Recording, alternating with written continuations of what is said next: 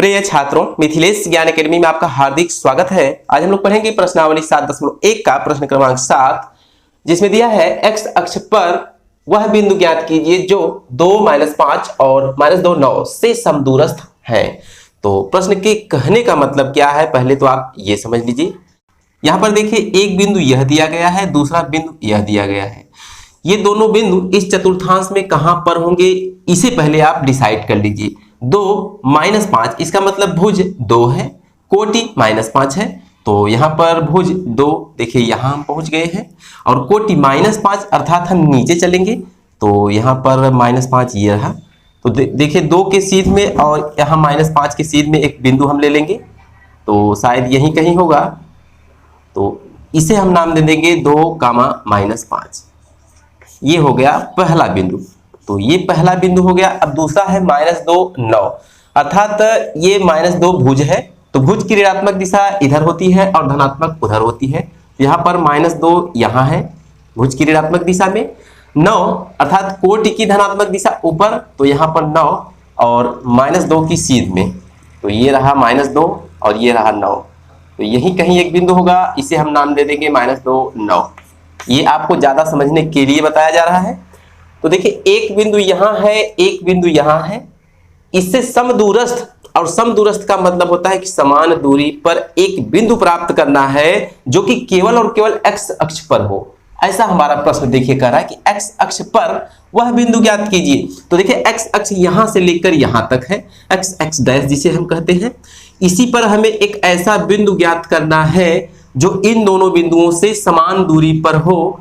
तो यहां पर हम करेंगे क्या कि जब भी कोई बिंदु x अक्ष पर होगा तो निश्चित रूप से उसका जो निर्देशांक होगा, एक बिंदु हम ले लेते हैं x अक्ष पर, मान लीजिए कि हम इसी -3 की बात करें, तो हम उसे कहेंगे ना कि -3 है एक निर्देशांक उसका, कहने का मतलब भुज उसका -3, तो कोटि उसकी 0 होगी निश्चित रूप से। यही आपको बारीकी से समझना है।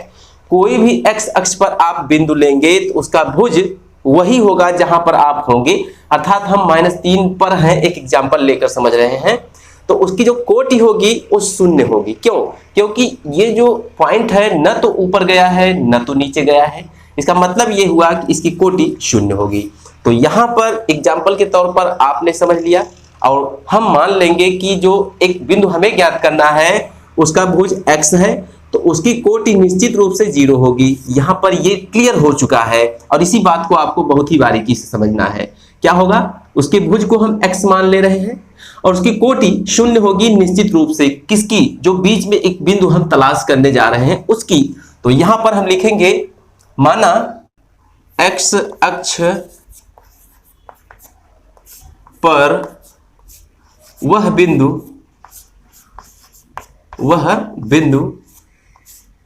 x, 0 है। तो यहां पर आपको थोड़ा सा ध्यान देना है, x, 0 आपने अच्छी तरह समझ लिया है। अब इसके बाद हमें दिया क्या है, नीचे लिख देंगे, दिया है 2, -5 एक बिंदु का निर्देशांक तथा -2, 9 दूसरे बिंदु का निर्देशांक दिया गया है। तो सीधी सी बात है, जब कोई बिंदु इस x अक्ष पर है और हमें प्रश्न बता रहा है कि वो समदूरस्थ है, तो निश्चित रूप से इस बिंदु से वो जो बिंदु हम तलाश करने जा रहे हैं उसकी दूरी और इस बिंदु से उसी बिंदु की दूरी जो हम तलाश करने जा रहे हैं, दोनों की दूरी बराबर होगी। समदूरस्थ का मतलब यही होता है। तो यहां पर हम फार्मूला लगाएंगे दूरी का। तो जैसा कि हम जानते हैं d बराबर होता है x2 - x1 का whole square plus y2 - y1 का होल स्क्वायर, ऐसा आप भी जानते होंगे। तो कुल मिलाकर आपको बहुत ही बारीकी से ये समझना है कि एक बिंदु से ये वाला बिंदु उतनी ही दूरी पर होगा जो इस बिंदु से ये बिंदु की दूरी होगी। तो कुल मिलाकर हम यहां पर लिखेंगे x, 0 से 2 -5 के बीच की दूरी। तो यहां पर हम लिखेंगे बराबर, ये बात आपको समझ में आ रही होगी। यहां पर इसे हम x1, इसे y1, इसे x2, इसे y2 अपने मन में मान लेंगे और इसी फार्मूले में ले जाकर रख देंगे। तो x2 - x1 है, अर्थात 2 - x, ध्यान से देखते रहिए, 2 - x का whole square plus y2 minus y1 का होल स्क्वायर, तो यहां पर y2 माइनस 5 है और माइनस फार्मूले वाला 0 यहां पर y1 है का होल स्क्वायर हो जाएगा बराबर,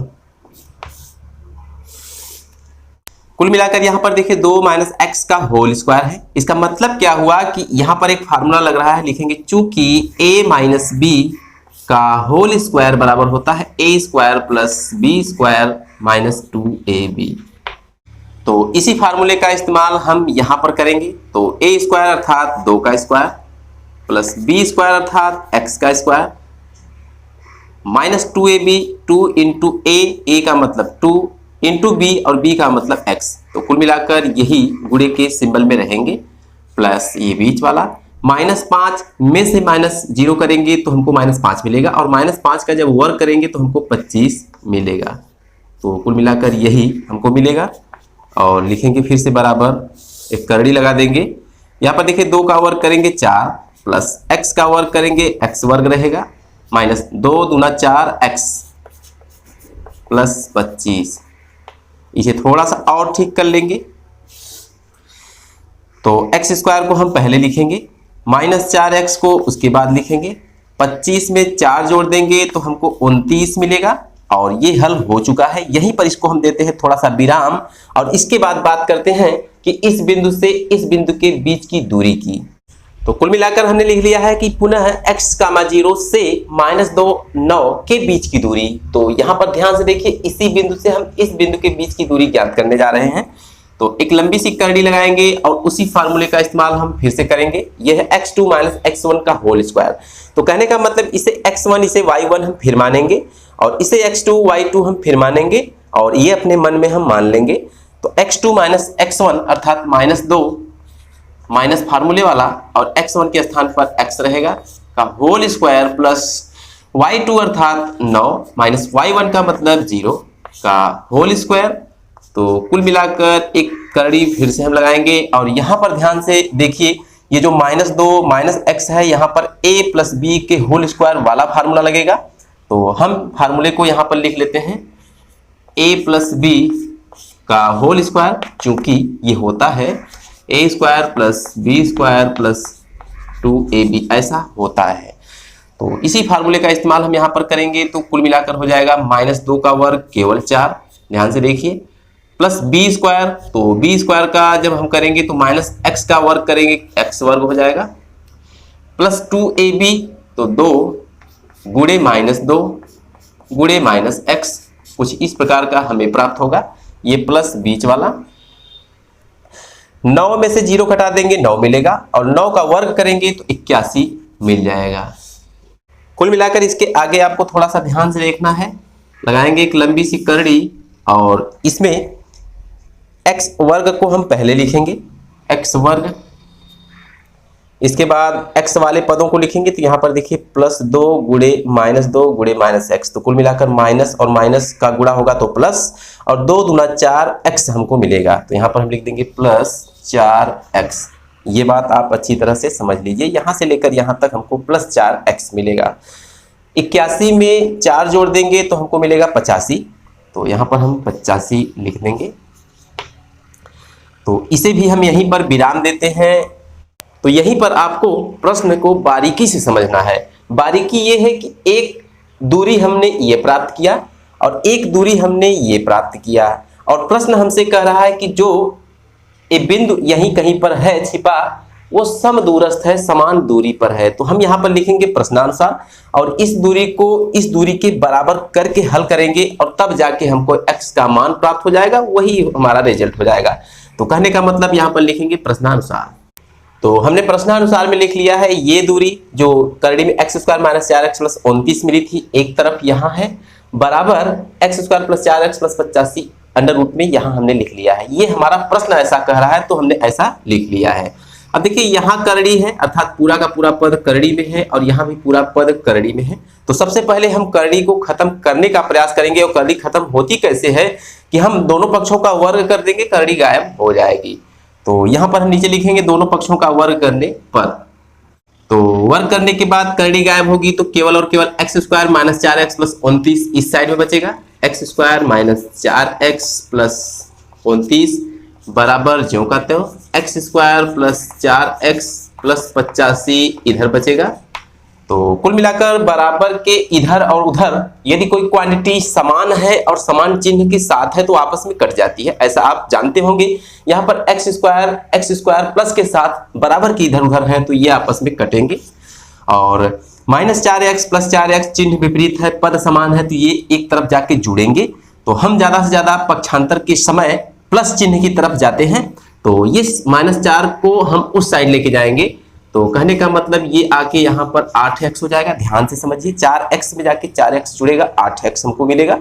इस 85 को उठा के हम इस साइड लेके आएंगे, तो यहाँ पर 29 पहले से है, -85 आके होगा। तो कुल मिलाकर 8x और 85 में से हम 29 को घटाएंगे तो 15 में से 9 घटा देंगे 6 और 7 में से 2 घटा देंगे 5 और ये माइनस के साथ रहेगा।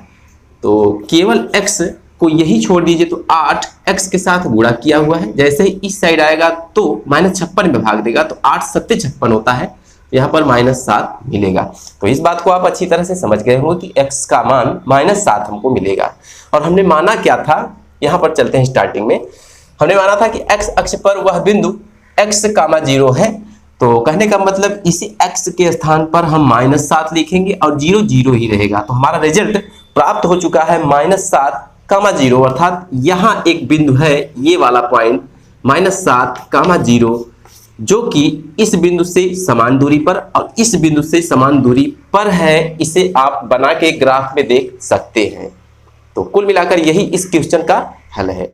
तो हमने इसका रिजल्ट लिख लिया है कि अतः x अक्ष पर वह बिंदु -7, 0 है, यही आंसर है।